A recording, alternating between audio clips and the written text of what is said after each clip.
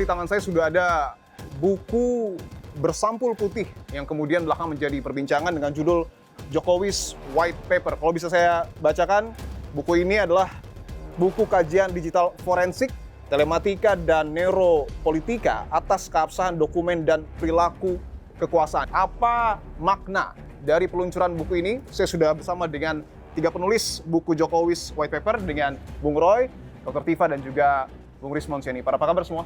Alhamdulillah baik. Sebelum saya membahas dan membedah buku ini, saya ingin tahu dulu, apa yang kemudian melatar belakangi pada saat di tengah proses penyidikan dan juga di tengah bulan kemerdekaan, Anda bertiga mengeluarkan buku Jokowi's White Paper. Mungkin bisa dimulai dari Ya, Bang Roy. sebenarnya bukan di tengah proses penyidikan. Buku ini sudah lama kami rancang. Karena kami ini memang sudah kebiasaan ketika nulis ya, Mas Dipo.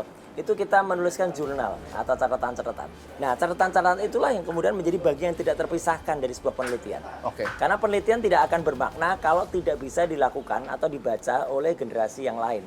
Oleh anak-anak. Nah, itulah kami tujuan menulis buku ini. Nah, karena kemudian kami bersepakat, kayaknya bagus banget juga tahun ini kita memperingati 80 tahun kemerdekaan Indonesia. Nah, ini makanya kita sebut, ya kami sebut nih, kado tercantik untuk 80 tahun Indonesia. Kado tercantik untuk 80 tahun Indonesia Merdeka. Boleh, Dr. Tifa? Ya, kalau saya selalu sampaikan bahwa ini pertemuan kita bertiga ini kehendak Allah. Oke. Kami bertiga itu secara independen melakukan riset. Ya, riset terkait dengan dokumen dari Joko Widodo, Ya. terkait dengan background beliau, terkait dengan apapun ya, artefak-artefak begitu Oke. yang muncul di sosial media. Dan kalau saya pribadi, artefak-artefak itu sudah saya kumpulkan dan kemudian saya observasi dalam bentuk case series gitu ya, itu dari akhir tahun 2022. Ketika waktu itu Pak Bambang Tri, seorang jurnalis itu dihukum, dikriminalisasi dan akhirnya dipenjara untuk yang kedua kali. Oke. Terkait dengan hal yang sama. Itu yang kemudian mengusik naluri saya sebagai periset. Ya, kemudian apalagi ketika kemudian di akhir tahun 2022 itu ya UGM malah seakan-akan ya memberikan sebuah pernyataan-pernyataan itu yang sangat tidak evidence based ya. Oke. Dari Bung Rismon sendiri, apa yang kemudian melatar belakangi Anda juga akhirnya bergabung dengan trio RRT ini dan memasukkan penelitian Anda di buku ini? Ini adalah penelitian atau kajian yang sifatnya ongoing, Oke. ongoing research, open to debate, open to discuss, dan ini menjadi pertanyaan lanjutan ya dan pernyataan sekaligus simpulan dari pekerjaan saudara kita yang 2 orang sudah dipenjara ya, yang mempertanyakan ijazah Joko Widodo, Pak Bambang Tri dan Gus Nur, Oke. yang dipenjara. Nah, mereka melakukan, terutama Pak Bambang Tri melakukan investigasi berdasarkan wawancara tatap muka, dan kita melakukan sesuai dengan keilmuan kita. Oke, saya ingin tanya dulu bahwa ini berwarna putih, bertuliskan Jokowi's White Paper. Ada gambar mungkin Presiden ke-7 Jokowi dengan membawa ijazah Universitas Gadjah Mada. Ada makna di balik penamaan dan gambar ini? Kalau kita ingin mengungkap sebuah kejujuran itu kan bersih, suci begitu ya. Oke. Jadi justru kami ingin membantu Pak Joko Widodo untuk mengungkap kebersihan yang paling bersih terkait dengan dokumen yang digunakan oleh beliau, itu ya filosofisnya. Oke. Kalau memang ada, tapi kan lucu. Ya harusnya kan dengan kalau dari awal, dengan bangganya, kita kan menempuh pendidikan, menempuh studi, ya mulai dari S1 ya gitu. Itu kan kita bangga, Mas. Kok ini malu ini orang ini, ya menyembunyikan wajahnya di balik ijazah. Itu filosofinya, padahal ijazah ini kan kebanggaan kita semua.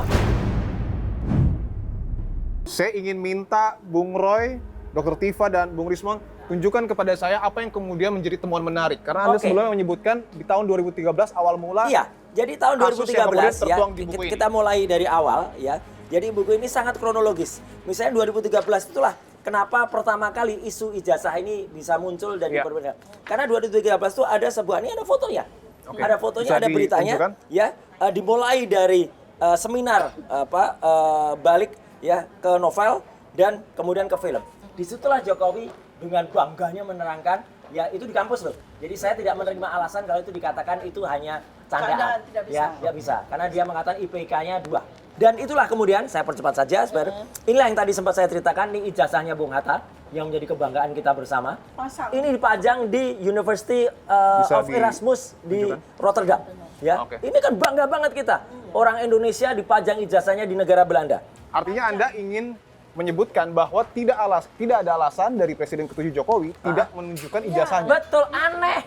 sangat aneh. Oke. Dan kami menulis ya tentang keterbukaan pers ya, itu seperti apa, detail banget ya. Kemudian juga tentang bagaimana dari Declaration of Human Rights, kemudian turun ke Undang-Undang Dasar. Nah, kami juga menuliskan tragedi yang dialami oleh dua anak bangsa, yaitu Bambang Tri dan Gus Nur. Ya. Dan kemudian kita juga tuliskan laporan-laporan yang dilakukan oleh Jokowi, ya gitu kan. Jadi ketika laporan TPUA ke Mabes Polri waktu itu, Ya. kemudian sampai dengan laporan Jokowi, yang foto ini sangat ikonik karena Jokowi melaporkan kasus ijazah ini ke loket kehilangan. Ini fakta loh, ini nggak ada yang ditambah-tambahin, nggak ada yang dikurangi. Dan ini yang kemudian membuat geger. Ketika ada seorang kader partai namanya Dian Sandi Utama itu menampilkan pada akun X pada tanggal 1 April. Ya. Kenapa ini yang kemudian menjadi tolok ukur penelitian Dr. Resmond dan juga saya? Karena inilah penampakan pertama kalinya berwarna dan ini bisa dianalisis. Oke. Analisis yang kami lakukan, lihat yang namanya ELA, ELA. Error Level Analysis ya.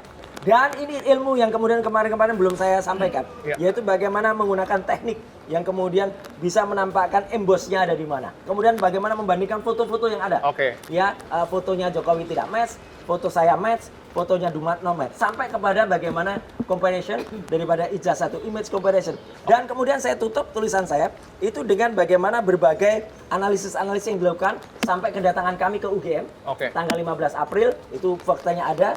Dan kemudian dengan skripsi. Ini adalah primary evidence yang pernah kami pegang dan ini jelas-jelas betul kami tidak mencuri. Saya Kalau ingin masih ada, tunjukkan saudara, ini adalah skripsi. skripsi dari Joko Widodo yang kemudian sempat diabadikan ya, Ya, oleh saya. Bung Roy Suryo. Dengan kamera profesional yang formatnya adalah RAW, bukan JPEG. Oke, baik. Saya ingin minta Bung Rismond Sianipar untuk menjelaskan kepada kami apa yang kemudian ada tulis di sini. Ada temuan baru? Oh, banyak sekali ya, Banyak Mas. banget Banyak ini. sekali di sini. Ada metode untuk yang pertama uji lintasan stempel itu. Kita Oke. uji sebaran intensitasnya, kita analisa bukan hanya secara visual ya, tetapi lewat nilai-nilai numerik yang tersimpan di dalam setiap pixel tersebut. Oke. Nah, Oke. ini di sini ada kotak merah bounding box di sini. Ya. Nah, baru kita periksa nilainya. Nilai-nilai numerik di balik kanal R, G dan B. Kalau dia mendekati 255, maka dia mendekati merah. Tetapi dia cenderung ke arah 0, bahkan seringnya di bawah 10. Itu menunjukkan bahwa di situ tidak ada warna merah. Oke. Jasnya berada di atas stempel atau tidak ada lintasan stempel Oke. sama sekali. Baik. Tadi secara numerik sudah kita tunjukkan, buktikan tidak ada lintasan stempel. Nah, ini secara visual lewat gradient mapping atau gradient analysis. Oke. Nah, terus analisis lapisan visual juga kita buktikan ternyata secara lapisan visual demi visual ya, lapisan demi lapisan di ijazahnya Pronojiwo itu huruf dulu baru ditindih dengan watermark logo UGM. Tetapi Oke. di ijazah Joko Widodo itu sebaliknya. Logo dulu baru huruf. Oke. Nah, ini membantah uji keidentikan yang disimpulkan oleh Bareskrim melalui Dirtipidum, ya Oke. kan? Terus di situ juga kita lakukan uji proportional spacing. Kalau tadi per huruf, sekarang antar huruf Ya. dan antar kata. Nah, kita uji. Nah, di situ disimpulkan bahwa lembar pengesahan Joko Widodo itu terbuat dari digital Word document, bukan Mesin ketik. mesin ketik Atau atau hand hand press atau letter press yang disimpulkan oleh Dirtipidum. Selanjutnya analisis glip juga sama untuk seperti overlay untuk membuktikan bentuk font yang saat itu digunakan Ya. itu adalah Times New Roman yang tidak ada saat itu dan disimpulkan oleh Dirtipidum itu menggunakan hand press ditata satu-satu fontnya. Anda bisa memastikan bahwa font ataupun teknologi itu tidak ada pada tahun Tidak 85? ada. Tidak ada. Dr. Tifa, ini koreksi kalau saya salah, tapi lulusan Universitas Gadjah Mada untuk dokter umum. Ya, S1-nya S1-nya semua dokter umum. pasti dokter Oke. umum. ya Apa yang kan? kemudian menjadi temuan dari ijazah palsu Pak Joko? Ya, saya di sini saya menyumbang 150 halaman terakhir. Oke. Itu tentang bagaimana sebuah kajian dengan konsep dengan metode remote forensic analysis. Oke. Nah, kemudian dari situ hasilnya adalah sebuah metode di mana kita bisa melakukan sebuah analisis terhadap inkonsistensi Iya. sebuah dokumen sekaligus perilaku dari pemilik dokumen tersebut. Oke, artinya Anda tidak hanya menganalisa dokumen tetapi juga perilaku Pak Perilaku, Jokowi. ya. Dengan remote forensic analysis ini nggak perlu lie detector. Oke. Karena kita bisa melihat, mengkaji itu bahasa Ini tubuh menarik. ya. Jadi otak itu kan luar biasa. Dia Ya. memproses bukan hanya sekadar bagaimana orang itu bisa mendapatkan ijazahnya, Ya. tapi bagaimana wajah dan badan tubuh berikut perilakunya itu bisa memberikan sebuah kejujuran. Oke. Nah, Dan hasilnya? jadi setiap kali yang bersangkutan itu menyampaikan tentang ijazah, menyampaikan tentang KKN, menyampaikan tentang Asmujo, yaitu ada neuroscience stress dan mekanisme self deception. Oke. Jadi dalam bentuk apa itu namanya AU24 itu namanya lip pressure. Oke. Lip pressure-nya muncul, lip Oke. pressure-nya muncul. Jadi tanpa dia sadari otaknya memproses supaya dia menahan narasinya. Oke. Artinya ketika Presiden ke-7 Joko Widodo setiap kali menyebutkan ataupun menyampaikan informasi terkait dengan ijazahnya, Ya, Anda mau menyebut Jokowi berbohong. ya Enggak, bahasa tubuhnya itu kelihatan. bahasa Oke. tubuh. Mungkin dalam jadi- bahasa sederhana orang menyebut ini micro ekspresinya ada. Oke. Tapi ini ilmiah. Ya. Karena beliau jadi- belajar seorang neuron, Neuroscientist. neuroscience. Jadi